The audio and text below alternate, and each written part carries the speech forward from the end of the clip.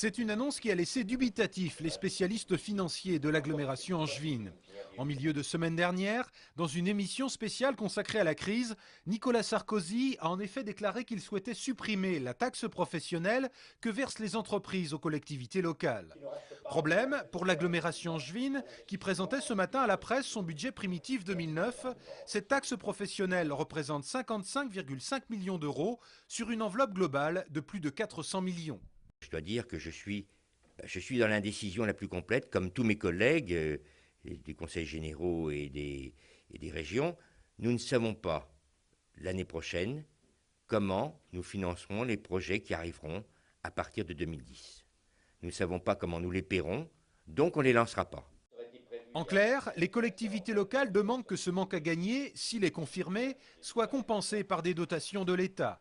Car pour l'instant, imaginer un budget d'agglomération sans taxe professionnelle semble compliqué. Ça n'est pas possible. Il faut une ressource de substitution, et laquelle? Le président de la République, je l'ai trouvé très imprudent de pouvoir déclarer, en se trompant d'ailleurs sur les chiffres, la suppression de cet impôt, et sans parler quel sera l'impôt de remplacement. À titre d'indication, si cette mesure était confirmée, l'ensemble des agglomérations françaises devrait se passer de 29 milliards d'euros de revenus. C'est une équipe jusqu'à maintenant qui ne nous a pas tellement réussi, que ce soit la saison dernière ou que ce soit en début de saison. C'était la première équipe à réussir à nous battre. Jean-Louis Garcia, l'entraîneur des footballeurs d'Angesco, le sait. Le déplacement de son équipe demain soir à Brest au stade Francis Leblé sera un exercice compliqué. Les Finistériens, actuels 13e du classement de Ligue 2, ont en effet besoin de points pour retrouver une place plus conforme à leurs ambitions. De leur côté, les Angevins, qui prétendent à la montée en Ligue 1, savent qu'ils ont besoin de s'imposer de nouveau à l'extérieur pour conserver toutes leurs chances d'accession. C'est vrai qu'en ce moment, ça marche pas mal aussi à l'extérieur, donc si on veut continuer à figurer dans les 3 premiers, il va falloir aller chercher maintenant plus 1 point, mais les 3 points à l'extérieur. Pour savoir si les Angevins ont récolté ces fameux 3 points, rendez-vous sur Angers 7. Le match sera diffusé sur notre antenne lundi prochain à minuit, puis mardi à 16h30 et 21h45.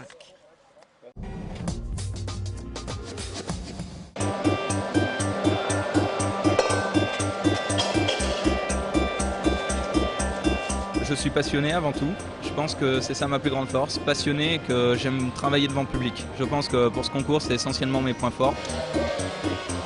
Mon expérience, j'ai fait un BEP, un bac pro et maintenant en apprentissage en BTS, donc j'ai touché à beaucoup de filières de l'horticulture et j'espère les mettre en valeur aujourd'hui et ma rapidité, j'espère que ça jouera beaucoup par rapport aux autres, quoi.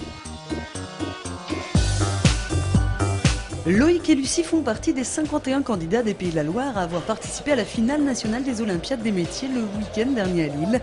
Nous les avons suivis pendant ces 3 jours de compétition pour comprendre leur motivation. Loïc, lui, est apprenti dans une pâtisserie nantaise. Habitué des concours à 20 ans, c'est tout naturellement qu'il a souhaité participer aux Olympiades. Ce qui me motive dans les concours avant tout, c'est de rencontrer d'autres candidats, des nouvelles techniques, se surpasser. On apprend vraiment énormément avec les concours et puis c'est vraiment une expérience unique, pouvoir travailler devant le public, faire découvrir notre métier aux gens. Je trouve ça vraiment intéressant dans ces concours. Cerise sur le gâteau, Loïc aimerait décrocher la médaille d'or pour pouvoir participer à la finale internationale en septembre au Canada. Et pour atteindre son but, voilà comment il compte s'y prendre. On avait un thème libre en fait, et moi j'ai choisi la haute couture. Donc j'ai décidé de faire différemment des autres candidats. Plutôt que de monter une pièce en 3-4 heures, j'ai décidé chez mon patron de la sculpter sur une soixantaine d'heures et ensuite me faire des propres moules à moi pour avoir un travail fini de très haute qualité. Pour Lucie, même chose, les candidats en horticulture doivent présenter un travail irréprochable, 10 épreuves au total, parmi lesquelles la reconnaissance des maladies des plantes, le rempotage ou la confection de coupes, le tout en 8 heures. C'est la gestion du temps qui compte beaucoup. Les jurys, on voit bien qu'ils sont attentifs à ça. Et puis être souriant, agréable, quoi. Ça compte aussi. Ah ouais. Avoir la volonté de valoriser son métier et puis de partager ce qu'on aime faire avec le public, en fait. Bon, malheureusement, Lucie finit 4e de sa catégorie, mais Loïc lui partira pour le Canada, participer aux mondiaux. Il semble bien que ses créations aient tapé dans l'œil du jury.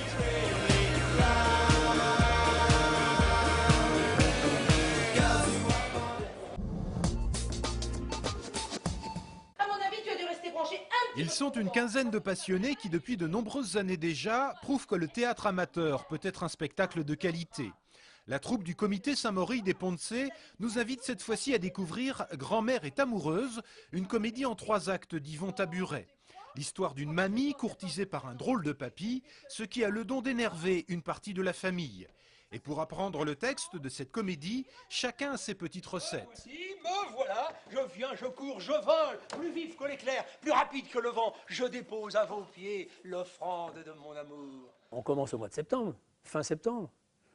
J'apprends tout seul, en cachant les textes, en les répétant. J'apprends mon texte moi aussi assez longtemps à l'avance. Et je le sais par cœur, mais je suis stressée à chaque fois. Et on peut avoir un trou n'importe quand. C'est ça qui est embêtant, quoi. Oh, c'est dur, oui. Mais quand on aime, on ne compte pas. Ce spectacle est mis en scène par Geneviève Doineau, qui est également présente sur scène pour tenir le rôle de Nicole, qui voit d'un mauvais œil cette romance entre les 2 tourtereaux. Nouvellement arrivée dans la troupe, Geneviève Doineau s'y sent parfaitement à l'aise. Cette année, j'ai eu la chance d'avoir une troupe super, où il y a beaucoup de complicité entre eux. On a 3 tranches d'âge à peu près, et ça se passe super bien. Donc moi, je suis épatée par ça, quoi.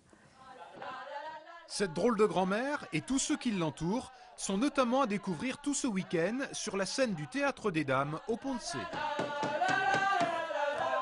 me dit que vous faites du bruit. Va peut-être falloir arrêter maintenant.